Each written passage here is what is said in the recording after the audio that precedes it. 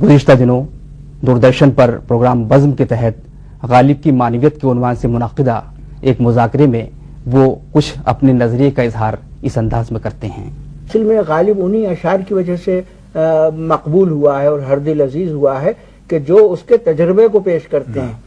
अगर आप उन अशार के बैकग्राउंड को देखें, मसलन आप जानते हैं, आपने इतना गालिब के खतूत पर बहुत गहरा काम किया है और गालिब की जिंदगी को समझा है। अपने पेंशन के मुकदमे में वो जितना परेशान रहे हैं और जो तकलीफें उन्होंने उठाई हैं, अगर आप इस चीज को जहन में रखकर उनके कलाम को पढ़ें तो साफ मालूम होता है कि ये पेंशन का मुकदमा बोल रहा है। बिल्कुल सही। अहमद बख्श खान, नवाब अहमद बख्श खान ने उनको जैसा परेशान किया और जो धोखा उनको दिया, तो उसकी रोशनी में आप ये शेर पढ़िए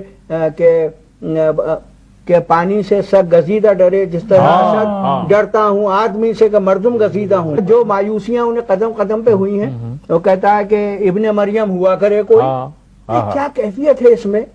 अब देखिए किस मायूसी के आलम में वो कह रहा है कि इब्ने मरियम हुआ करे कोई, मेरे दुख की दवा करे कोई।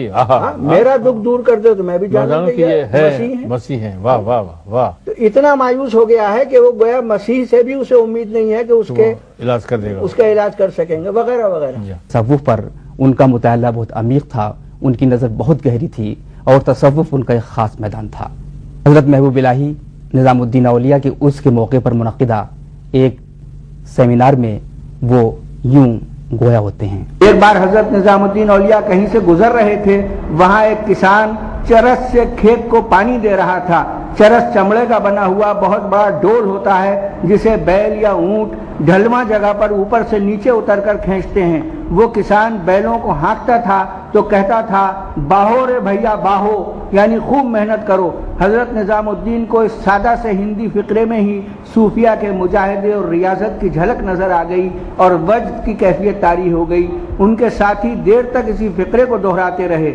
इसी तरह एक बार हजरत के कान में हिंदी के ये अल्फाज पड़े कि बैना बिन भाजय कैसा सुख से भासूं, जो काल यानी जाहिरी इल्म बहसो तकरार वगैरह की मंजिल से गुजरकर कैफियत और हाल के मकाम में दाखिल हो जाता है, वो कैसा सुखी हो जाता है।